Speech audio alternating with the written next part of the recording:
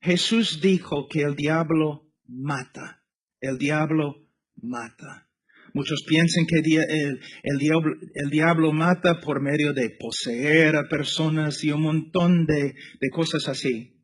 Pero no es cierto. El diablo mata por medio de la mentira, por medio de la herejía, por medio de la falsa doctrina, por medio de la tentación.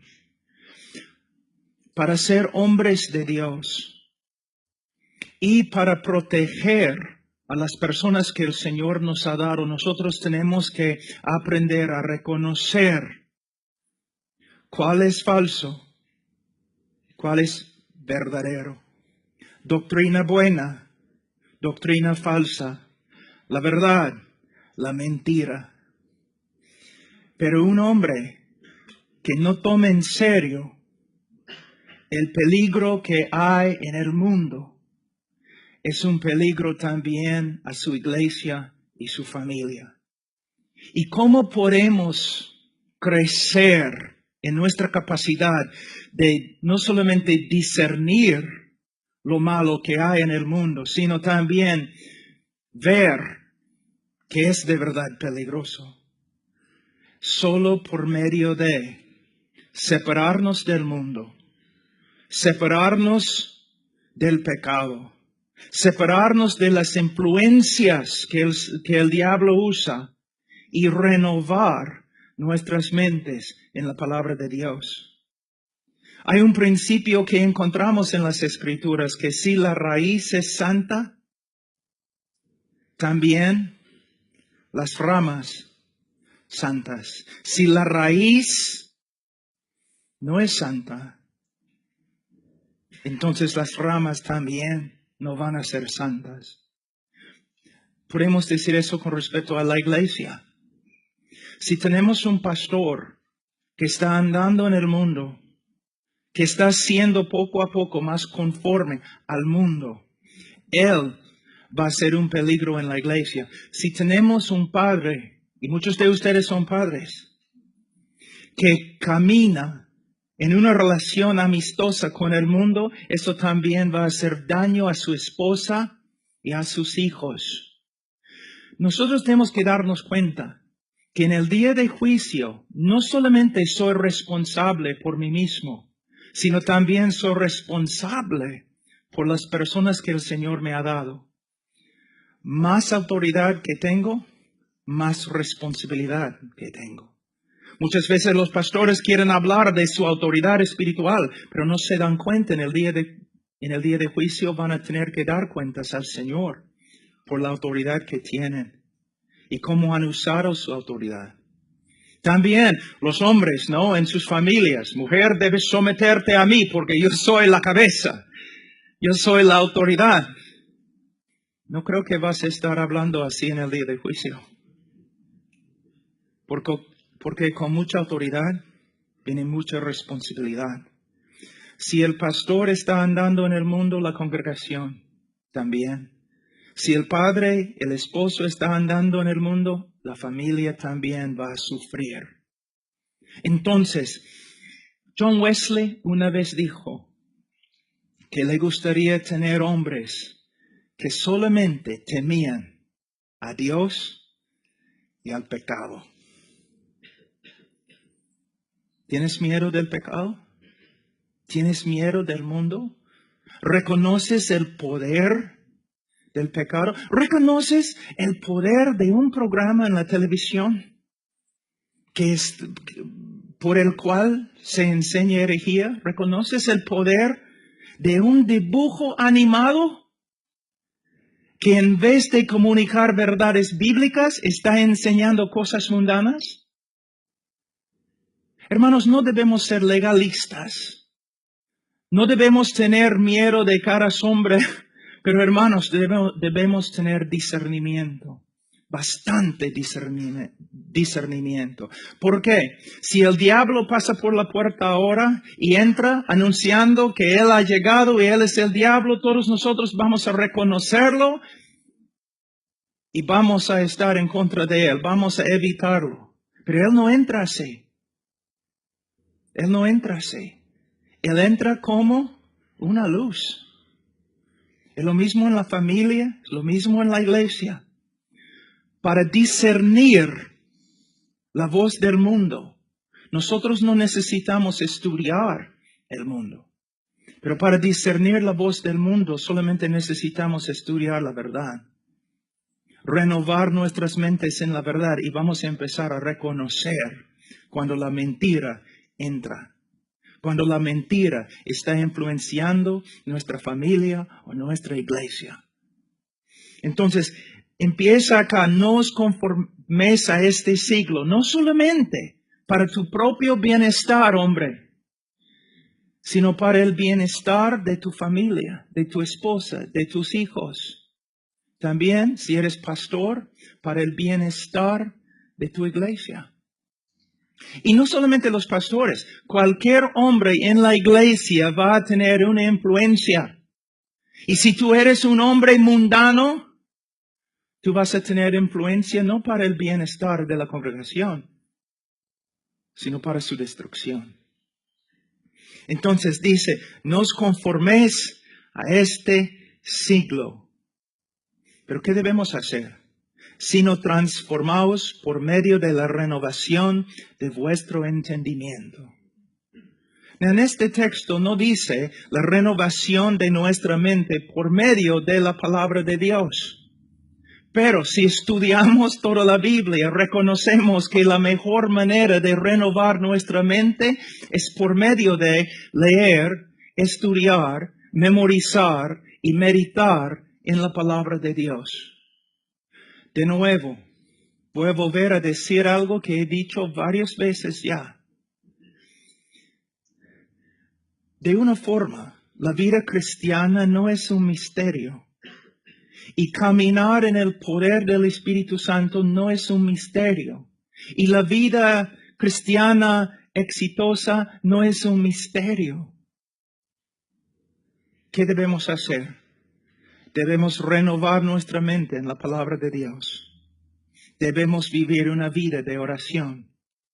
Debemos mantener comunión con otros hermanos que también tomen en serio el llamado de Dios. Debemos evitar las malas influencias, cualquier voz que hable en contra de las Escrituras. Pero ¿sabe qué? La mayoría de los hombres, y aún muchos pastores, no toman en serio estos principios tan básicos y importantes. Cada uno está buscando una solución, no milagrosa. Tú necesitas ir a tal congregación, ellos van a poner sus manos sobre ti, vas a recibir poder y ahí vas a poder vivir la vida cristiana con victoria. Siempre queremos algo instantáneo, en vez de vivir una vida disciplinada haciendo lo que el Señor nos ha mandado. Debemos renovar nuestra mente. ¿Cómo? Primeramente vamos a hablar un ratito de la palabra de Dios. Pastor, una pregunta. Por supuesto, no tienes que contestar en voz alta, pero de verdad necesitas contestar la pregunta. Eres pastor. Si vas a seguir en los pasos de los apóstoles, tú vas a reconocer que tu ministerio principal es la palabra de Dios y oración. Pastor, ¿cuánto tiempo estás renovando tu mente en la palabra de Dios? ¿Cuánto tiempo? Si tú dices, ay, pero estoy tan ocupado, ¿no es cierto que hay algunos acá que sí, quizás estudian la Biblia menos que media hora? Que tienen pequeñas devocionales leyendo quizás un libro escrito por otro hombre? Pastor, tu trabajo principal es saber lo que Dios ha dicho por medio de su palabra. Ahora tú dices, pero yo no soy pastor, yo soy padre de familia. ¿Has leído Deuteronomio capítulo 6? ¿Y tu responsabilidad en cuanto a la palabra de Dios y la enseñanza de ella? Tú dices, pero es un principio del Antiguo Testamento. Está bien, has leído Efesios 6. Porque la enseñanza de tus hijos no es la responsabilidad de tu esposa. Tampoco es la responsabilidad de la iglesia. Es la responsabilidad de cada padre de familia. Pero para enseñar a tus hijos, tú tienes que saber lo que la palabra de Dios dice. Ahora, un ratito solamente para ver una ilustración de un hombre que tome en serio la palabra de Dios. Vamos a Salmos, capítulo 1. Aquí podemos ver en el Antiguo Testamento exactamente lo que Pablo está diciendo en el Nuevo Testamento. ¿Qué dice él? Que no debemos conformarnos al mundo. ¿Qué debemos hacer? Debemos renovar nuestra mente en la palabra de Dios. ¿Qué tenemos aquí? Versículo 1 de capítulo 1 de Salmos. Bienaventurado el hombre que no anduvo en consejo de malos, ni estuvo en camino de pecadores, ni en silla de escarnecedores se ha sentado. Es un hombre que rehúsa ser hecho del mismo molde del mundo. Es un hombre que ha tomado una decisión que no solamente no va a participar en las obras oscuras de este mundo, sino él va a alejarse totalmente de sus consejos, de su influencia. Él no va a participar con ellos. Él no va a estar con ellos. Él toma en serio la separación. Ahora, hermanos, en mi vida cristiana he estado con muchos pecadores. Un tiempo yo predicaba mayormente en la calle. Yo vivía en una misión en el centro de una ciudad muy, muy grande. Yo vivía con la gente de la calle predicando, pero tú puedes estar ahí predicando sin participar en las obras de ellos, sin recibir sus consejos. Entonces no estoy diciendo que todos nosotros debemos mudarnos a un sitio en Alaska donde no hay gente, solamente osos.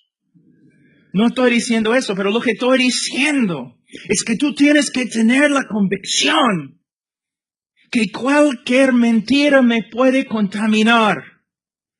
Debemos evitar todo lo que no está de acuerdo con las Escrituras.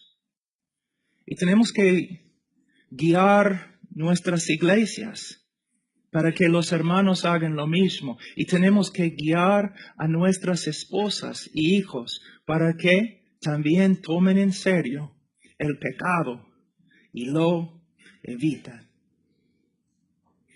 Bienaventurado. Hermano, escudriña tu vida un ratito. ¿Dirías que eres un hombre bienaventurado? Tu vida, aunque haya sufrimiento, aunque hay pruebas, puedes decir que se nota que tu vida es una vida bendecida por Dios. Yo veo tantos hermanos en la iglesia que no solamente no se ve la bendición en su vida, sino que ellos mismos dicen que no hay bendición en su vida. Pero cuando les hablo y les pregunto cuánto tiempo estás leyendo, estudiando, meditando, aplicando la palabra de Dios en tu vida, ellos dicen 0.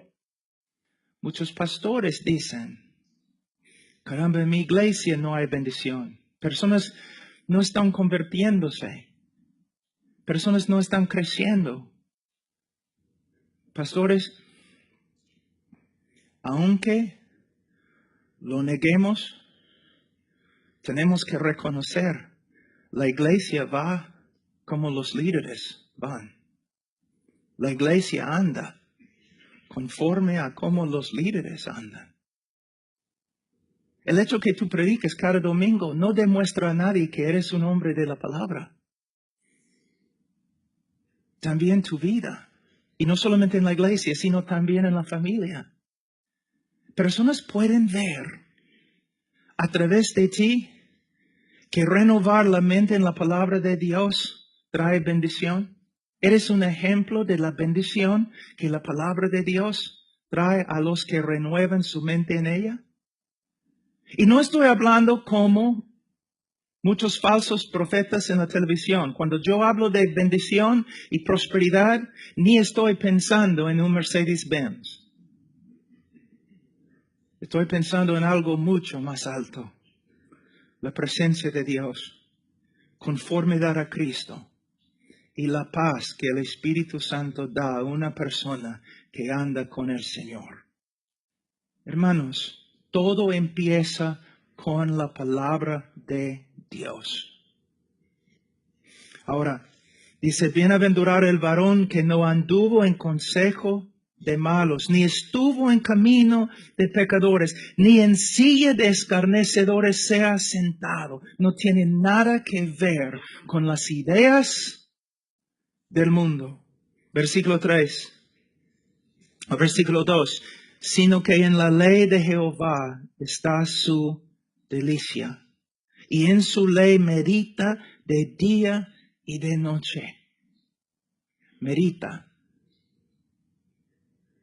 Si medita en la ley, es porque también ha memorizado la ley. Y si ha memorizado la ley, es porque también ha estudiado, leído y ha estudiado la ley. ¿Puedes ver la relación que el hombre bienaventurado tiene con la ley de Dios, con la palabra de Dios? También podemos ver esto en las epístolas de Pablo, en Colosenses y Efesios. ¿No es interesante que cuando Pablo habla de la llenura del Espíritu Santo, él describe algunos resultados y los resultados son casi los mismos como en Colosenses, donde él demuestra el beneficio de meditar en la palabra de Dios, de tener la palabra de Dios, la palabra de Cristo en el corazón?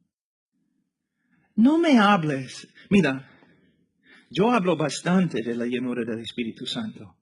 Yo veo la necesidad de la llenura del Espíritu Santo, pero no me hables acerca de la llenura del Espíritu Santo sin hablarme de la palabra de Dios.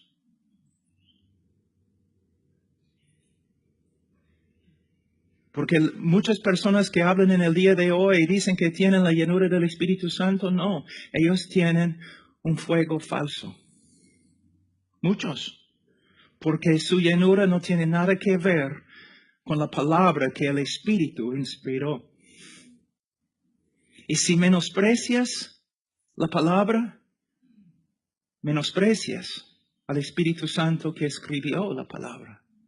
Les voy a contar una historia. Una vez una iglesia me invitó a predicar, ¿no? Entonces yo llegué y yo senté atrás esperando, iban a llamarme para que yo predicara. Pero pasamos como 2 horas, personas, ¿no? Dando testimonios de visiones que habían visto, de milagros que habían sucedido esa semana. Una persona decía que salió del baño y él vio la palabra de la Biblia flotando en el aire en su cuarto de estar, un montón de cosas. Yo pensaba, ay, ¿en qué me he metido? Y yo estaba sentado ahí escuchando, caramba, estas personas son tan espirituales, han visto tantas cosas. Entonces subí al púlpito y yo dije, vamos a estudiar en 2 Timoteo capítulo 2, versículo 2. Y los líderes estaban, ¿no? en las primeras bancas. Y algunos de ellos empezaron a buscar en el índice de su Biblia dónde estaba 2 Timoteo.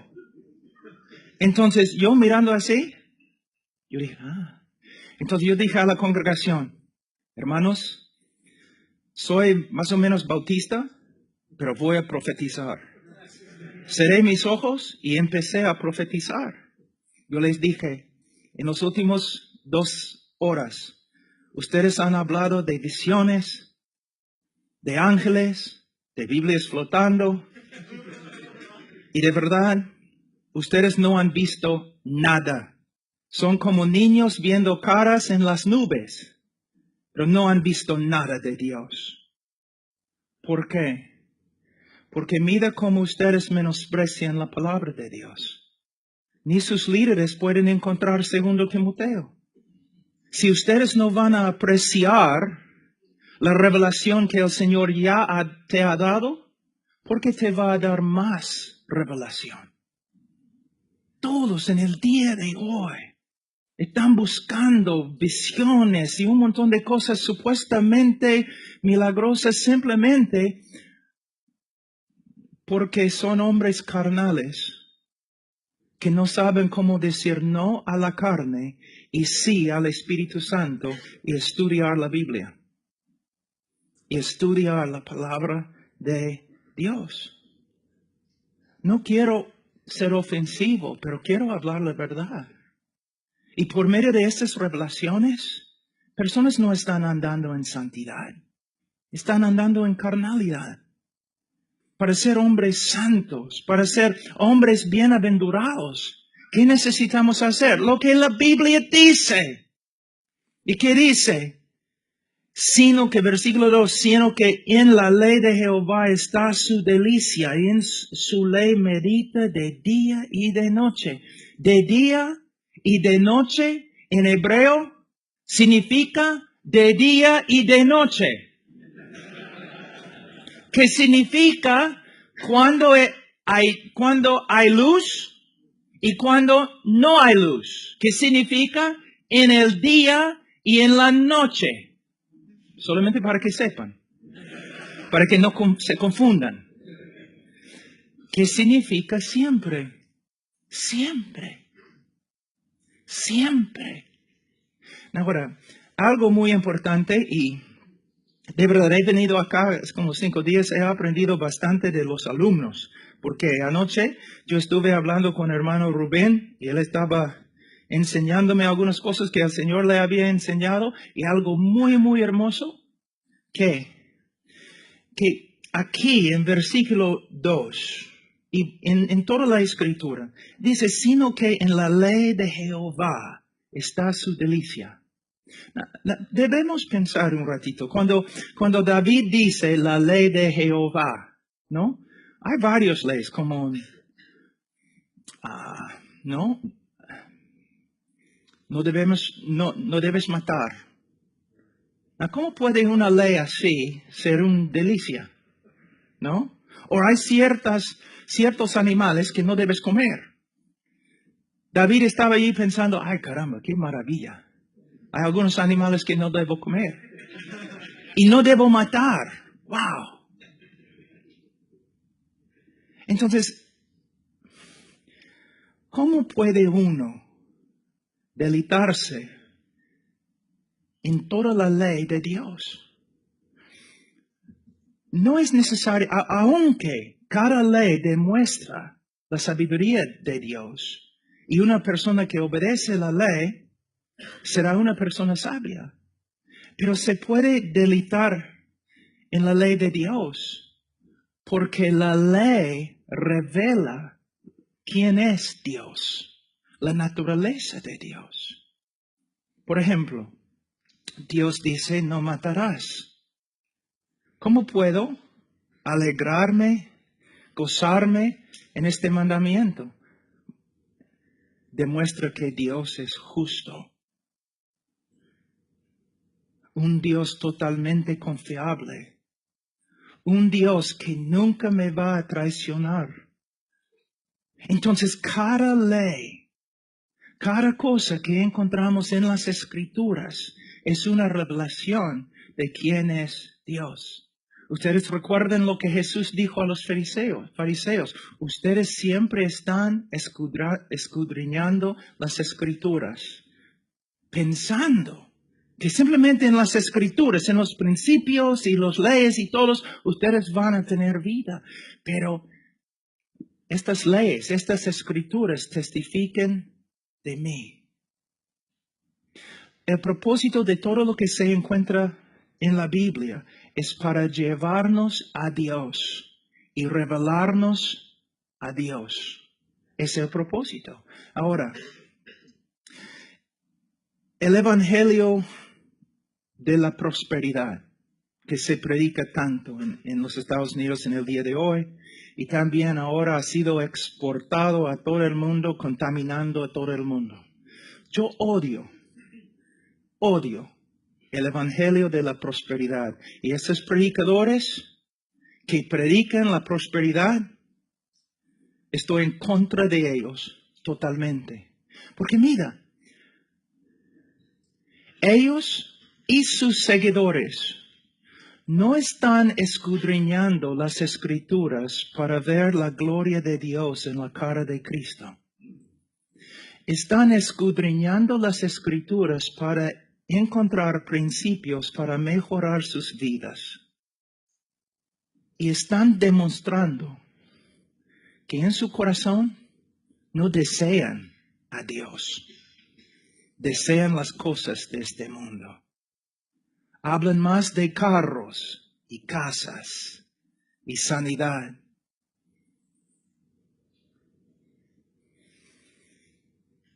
¿Me entienden, hermanos? Las Escrituras, uno puede leer las Escrituras y por medio de las Escrituras condenarse. Pero nosotros leemos las Escrituras. ¿Por qué? Porque hemos encontrado una joya. Su nombre es Jesús. Y queremos verlo más y más y más y más. Un hombre que siempre anda pensando en las cosas de este mundo, él piensa así porque él es del mundo. Pero una persona con un corazón regenerado, no le importan estas cosas. No porque es un santito que sabe cómo negarse de todo, no. Es porque él ha visto un tesoro mucho más grande, la persona de Jesucristo. Antes, y todavía yo sé que en estos grupos hay personas que todavía están allí, que quizás de verdad son cristianos, pero en tiempo ellos van a salir. El Señor va a obrar en sus vidas y Él va a sacarlos de estas iglesias donde predican la prosperidad y todo eso. Pero antes yo tenía tanta pena por las personas que estaban siguiendo estos falsos profetas. Pero un día me di cuenta, estas personas siguen a estos falsos profetas porque tienen el mismo corazón. El falso profeta, su Dios, es su estómago. Los que siguen a este falso profeta también, su Dios es su estómago, su apetito. Tiene deseos carnales y el predicador les promete suplir sus deseos carnales. Hay muchos en el día de hoy que no son cristianos. Se dicen cristianos, no son cristianos, porque Cristo no les satisface. Necesitan otras cosas. Pero el cristiano verdadero desea solamente a Cristo. Pastores, yo voy a muchas iglesias. Les voy a decir algo. En el día de hoy yo estoy viendo iglesias que están creciendo, llegando a ser iglesias grandes, pero no por medio de predicar a Cristo, por medio de ofrecer un montón de cosas a las personas que vienen. Pero ¿sabe lo que es interesante? En medio de este circo evangélico, en una iglesia grande así, siempre hay un grupito.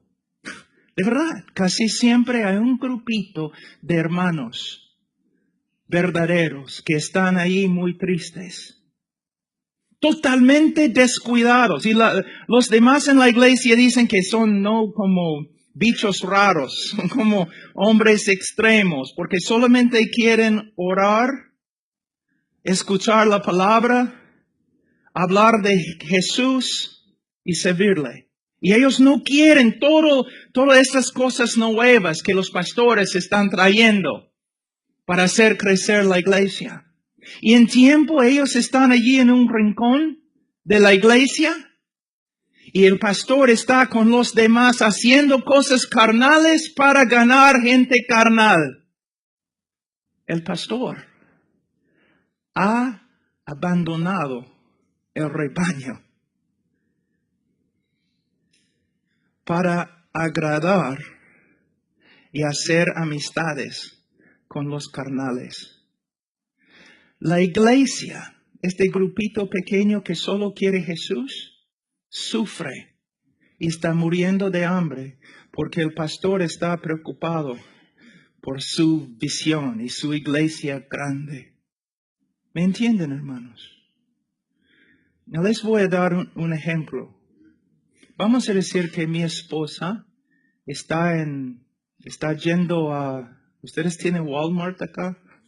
A playa de estacionamiento de Walmart. Como las 10 en la noche, porque se olvidó de algo y tenía que volver y comprar en la noche.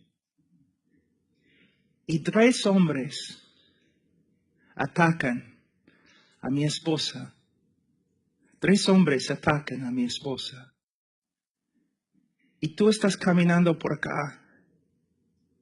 Y tú ves lo que está pasando, pero tú no haces nada. Quizás por causa de la autopreservación, por causa de temor, tú no haces nada. Cuando yo me entero de lo que ha pasado, yo voy a buscar a estos 3 hombres. De verdad. Pero luego, después de encontrar a estos hombres, yo te voy a buscar. Porque en vez de proteger mi esposa, tú corriste. Yo te digo, en el día de juicio, muchos pastores, va a ser horrible.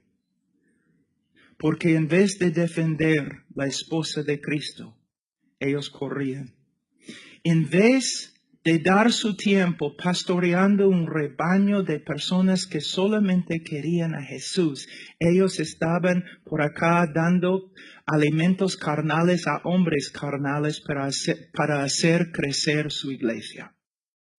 ¿Me entienden, hermanos? Por eso es tan importante que nosotros nos centremos en la palabra de Dios y la palabra de Dios sea nuestra delicia. Y que nosotros estudiamos la palabra de Dios no para encontrar principios para que tú puedas tener tu mejor vida ahora. No. Yo quiero ver a Él. Yo quiero ver a Él. Y Él está en cada página, en cada versículo, en cada palabra, en cada letra. Él está. No me hables de otras cosas. Yo amo la ley de Jehová. Pero amo la ley de Jehová porque me muestra Jehová. A veces personas se han acercado a mí y me han dicho, Pablo, yo doy gracias al Señor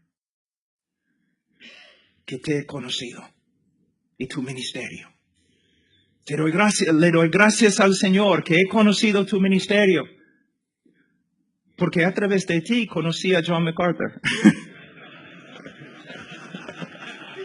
O John Piper, Carlos Spurgeon. Y yo, mi cara, está bien, hermano.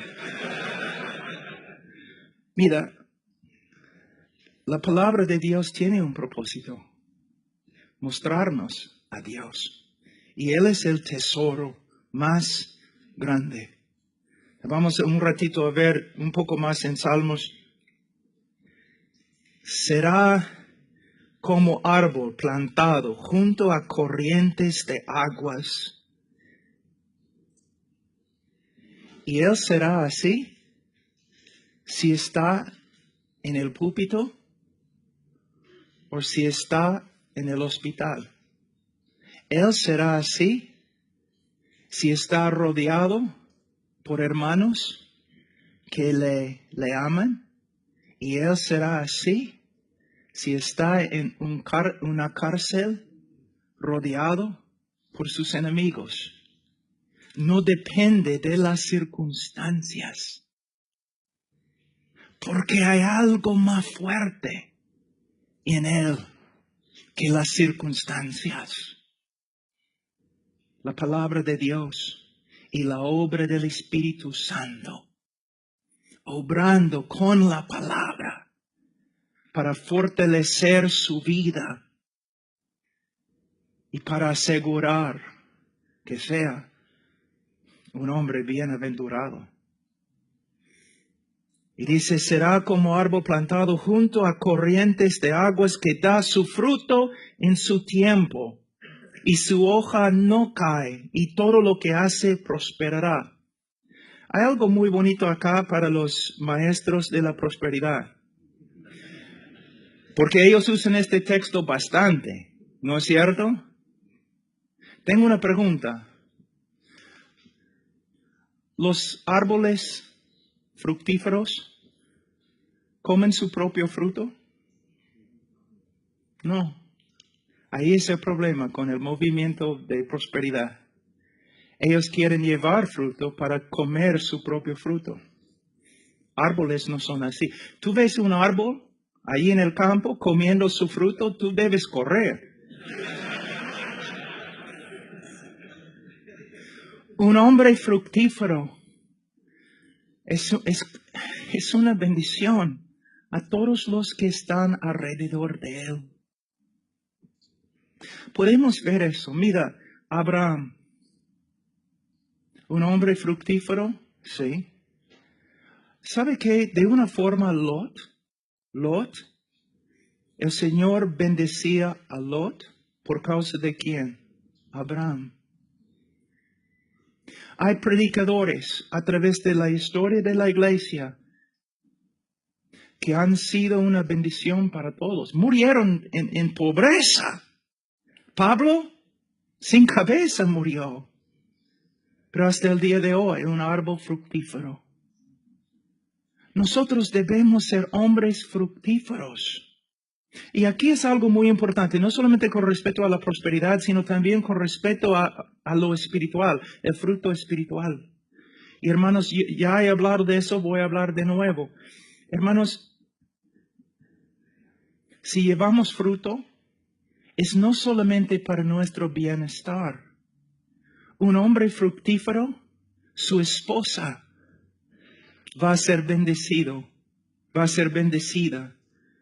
por su fruto. Sus hijos, ¿cuántos textos hay en la Biblia que habla de la bendición de los hijos cuando su padre anda conforme a la palabra de Dios? Pastores. Hay pastores totalmente desconocidos. Nadie conoce, nadie sabe su nombre. Pero en el cielo en este momento se nota, se proclama su vida, su nombre. Hombres fructíferos que han bendecido. Yo conozco a un hombre en Sudamérica que ahora ya ha muerto hace 2 años, murió, que dejó después de como 40 años de ministerio, casi 50 años de ministerio, dejó más que 500 iglesias. Tú ni sabes cómo se llama. Un hombre fructífero, pero no llevando fruto para sí mismo, sino para todos los que estaban alrededor de él. Es uno de los problemas con la doctrina de prosperidad. Ellos quieren comer su fruto, pero nosotros queremos llevar fruto para los demás, para las demás. Ahora, vamos a volver a Romanos capítulo 12.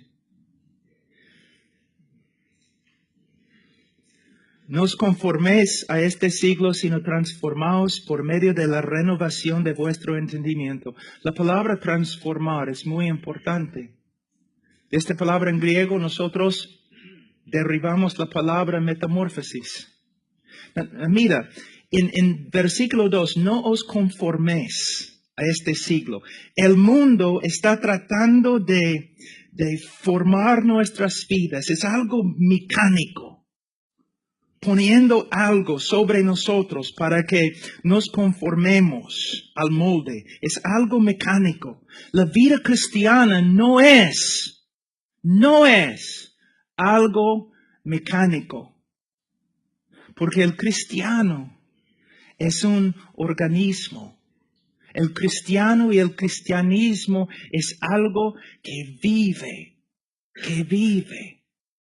Y nosotros nos transformamos no por medio de tratar de disciplinarnos en la carne. Nosotros somos transformados orgánicamente por la vida de Jesús. Por el Jesús que vive dentro de nosotros. No tengo tiempo, pero Juan capítulo 15. Él es la vid. Mira, a veces yo creo que nosotros pensamos que somos baterías. ¿Cómo? Bueno, si tu batería no tiene energía, ¿qué haces? Tú puedes enchufar un cable, ¿no? Y cargar la batería. Y cuando cuando la batería está muy cargada, ¿qué haces? Desenchufes la batería y andas con tu poder, ¿no? La vida cristiana no es así. Muchos piensan, ya voy a tener mi tiempo devocional de 10 minutos y voy a cargar mis baterías y luego voy a andar sin Cristo todo el día. Hermanos, más común que lo que pensamos.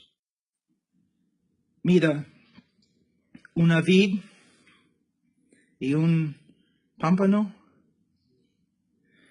Si tú ves que esta rama, este pámpano, no está conectado a la vid, tú sabes que está muerta. Está muerto. No va a llevar fruto. Nosotros somos así. No es que debemos tener nuestro tiempo devocional, 15 minutos, y luego andamos todo el día sin Cristo. Nosotros necesitamos cultivar una relación continua con Él. Una relación viva. La razón por la cual debemos pasar tiempo con el Señor es para que todo el día estemos pensando en Él. Necesitamos aprender cómo cultivar la presencia del Señor, cómo orar sin cesar, pero solamente podemos cultivar una disciplina por medio de orar en tiempos definidos cada día. A veces cuando hablo con los pastores son muy, ellos saben cómo hablar para evitar la pregunta. Yo, pastor, ¿cuánto tiempo oras? Bueno, yo personalmente, yo no tengo un tiempo de oración. Simplemente oro todo el día. Y yo digo, no es verdad. No es verdad. Tú no lo haces. ¿Cómo sabes? Porque la capacidad de caminar con el Señor todo el día y orar sin cesar, esta capacidad se desarrolla en tiempo privado con el Señor, en un tiempo definido. Aprendemos cómo orar sin cesar por medio de tiempos fijos de oración. Hermanos, es verdad. Es verdad, hermanos. Todos dicen que Spurgeon era quizás el mejor predicador desde los apóstoles. Bueno, es uno de ellos, es cierto. Y sabe que un día, cuando todos los hombres que han escrito las biografías de Spurgeon lleguen al cielo, yo creo que Spurgeon les va a dar duro. Porque mayormente en las biografías, ¿sabe lo que yo he escuchado? Spurgeon era el predicador, el más grande predicador del cristianismo moderno, porque tenía una memoria fotográfica, porque era un hombre tan inteligente. Hermano, Spurgeon era un hombre de oración. Spurgeon dijo, yo tengo la cita, Spurgeon dijo, sería mejor para él enseñar solamente a un hombre cómo orar que enseñar 10 hombres cómo predicar. Él puede decir eso. ¿Por qué? Porque él creía en la indispensabilidad de la predicación y el estudio. Pero él estaba enfatizando una verdad muy importante, la oración. A.M. Bounds Él oró de 4 en la mañana a 8 en la mañana. Los muchos años de su ministerio. Jorge Müller, el apóstol Pablo, o si queremos, podemos ir al libro de Lucas y podemos ver la vida de oración de nuestro Señor Jesucristo. Muchos dicen que si pudieran escoger un momento en la vida de Jesús para ver, ¿no? Ellos dicen, yo escogería ver a Jesús predicando el sermón del monte o sanando a los enfermos. Si yo pudiera ver, si yo pudiera estar presente para ver algo en la vida de Jesús,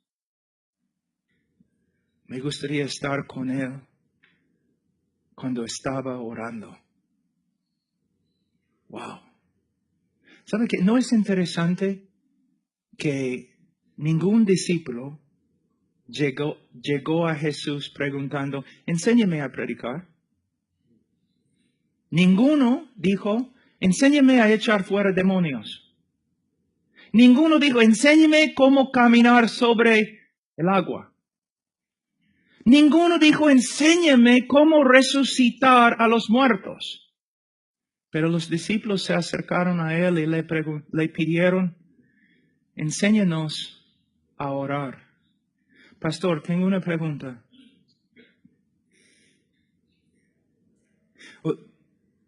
Yo pasé un tiempo en una iglesia con un predicador que se conocía años atrás, casi 30 años atrás, que se conocía como el mejor orador en cristianismo. Mejor orador en cristianismo. Y yo, cada vez que, después de cada sermón, yo me sentaba allí en la banca triste, con mi cabeza en mis manos así, pensando, nunca voy a ser tan inteligente como ese hombre.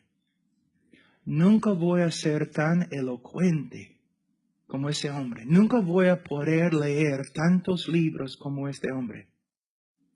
Pero un día, otro predicador llegó. Y el hombre no era elocuente. Era un hombre que había leído bastante, pero no como el otro predicador. Y subió al púlpito y empezó a predicar. Y cuando terminó a predicar, yo estaba sentado ahí en la banca y yo estaba diciendo, ay caramba, me gustaría ser santo como Él. Me gustaría orar como Él. Me gustaría conocer a Dios como Él conoce a Dios. Una vez una persona en la congregación se ha acercado a ti y te ha pedido, pastor, enséñame a orar como tú oras.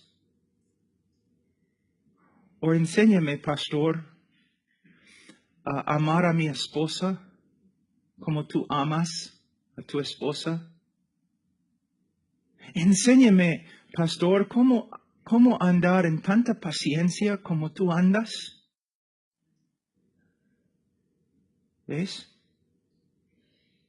Una vida transformada. Leonard Ravenhill siempre decía, todo el mundo está buscando una nueva definición de cristianismo. Lo que el mundo necesita es una demostración antigua y bíblica de cristianismo. Hombres transformados. Ahora, hemos hablado un poco acerca de la palabra de Dios, pero quisiera un ratito ir a Efesios. Y especialmente para algunos alumnos quizás que están acá. Capítulo 1. Como les dije, yo creo que los primeros capítulos de Efesios contienen la doctrina más profunda en todas las escrituras. Pero en medio de estos 3 capítulos, ¿qué encontramos? 2 oraciones. Pablo recibía las doctrinas, su enseñanza del Señor.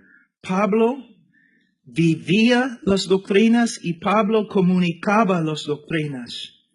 Pero no solamente eso, sino versículo 15 de capítulo 1. Por esta causa también yo, habiendo oído de vuestra fe en el Señor Jesús, de vuestro amor para con todos los santos, no ceso de dar gracias por vosotros, haciendo memoria de vosotros en mis oraciones, para que el Dios de nuestro Señor Jesucristo, el Padre de gloria, os dé espíritu de sabiduría y de revelación en el conocimiento de Él, alumbrando los ojos de vuestro entendimiento, para que sepáis cuál es la esperanza a que Él os ha llamado y cuáles las riquezas de la gloria de su herencia en los santos y cuál la supereminente grandeza de su poder para con nosotros los que creemos según la operación del poder de su fuerza.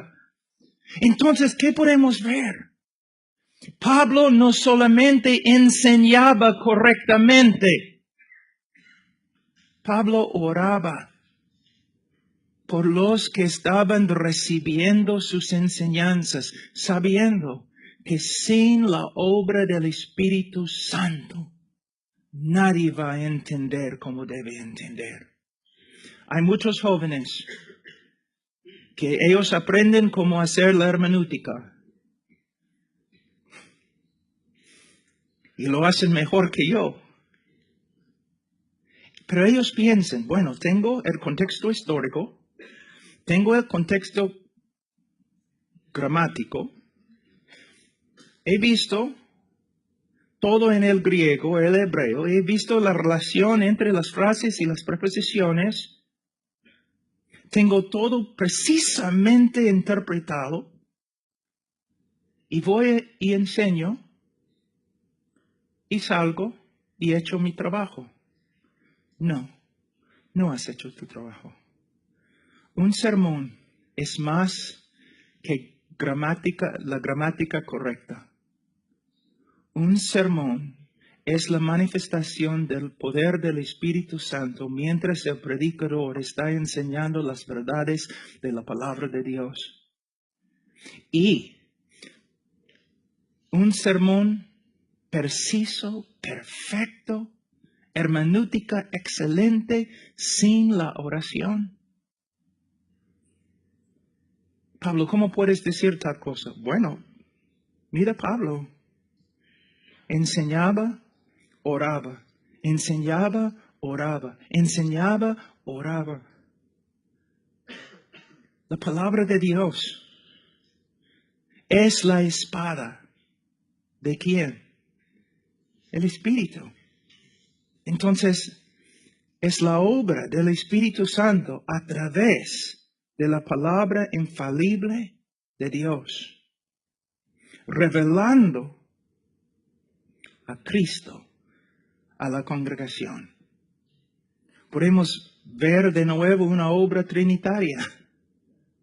El Padre, el Hijo, el Espíritu Santo. Todos obrando a través del predicador mientras Él predica la palabra de Dios.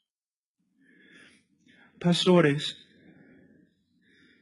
yo sé lo que la carne odia. Yo sé.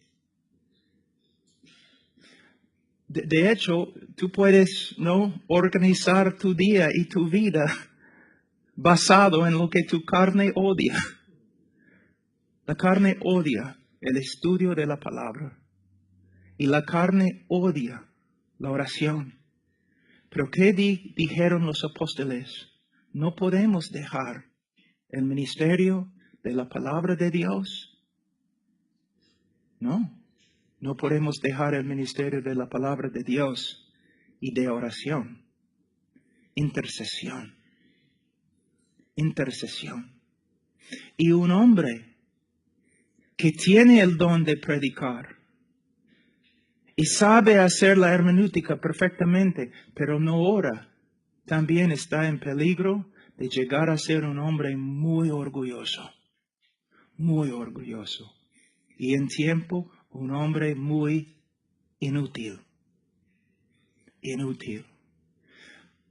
Pastores, yo sé que es difícil a veces orar, levantarnos muy de mañana como Jesús en el libro de Marcos. Pero yo te digo algo. Si comienzas a orar un día, el próximo día sería un poco más fácil. Y el próximo día un poco. Es algo que empezamos a aprender. Muchas personas me dicen, pero Pablo, yo oro y es como un cielo de bronce sobre mi cabeza. Sí, por eso oramos por fe, hermano, no por medio de lo que podemos sentir. Pero hay una cosa que les voy a enseñar para terminar, que un hermano muy anciano me enseñó hace muchos años. Alguien le preguntó, ¿cuánto tiempo oras? Y él contestó,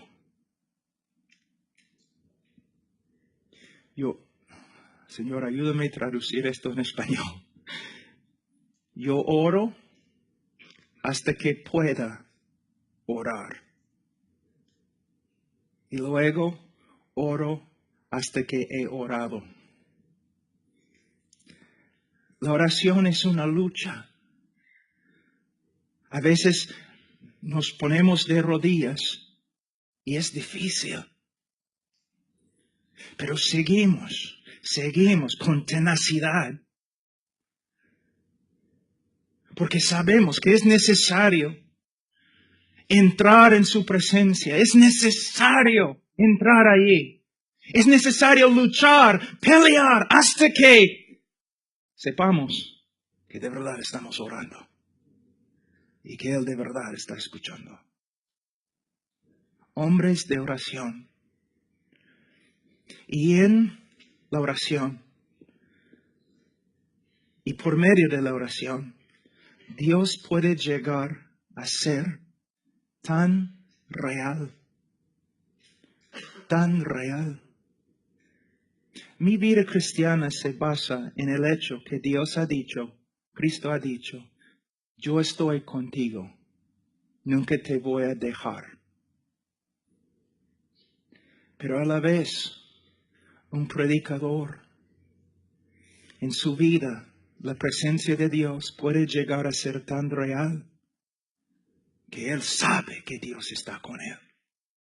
No solamente por causa de la promesa, sino porque Dios ha llegado a ser una realidad constante en su vida.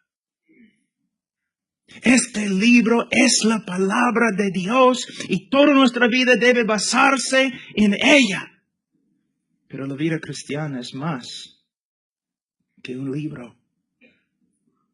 Es la presencia, la vida y el poder de Dios, de un Dios que todavía vive y actúa poderosamente en su pueblo y en su predicador.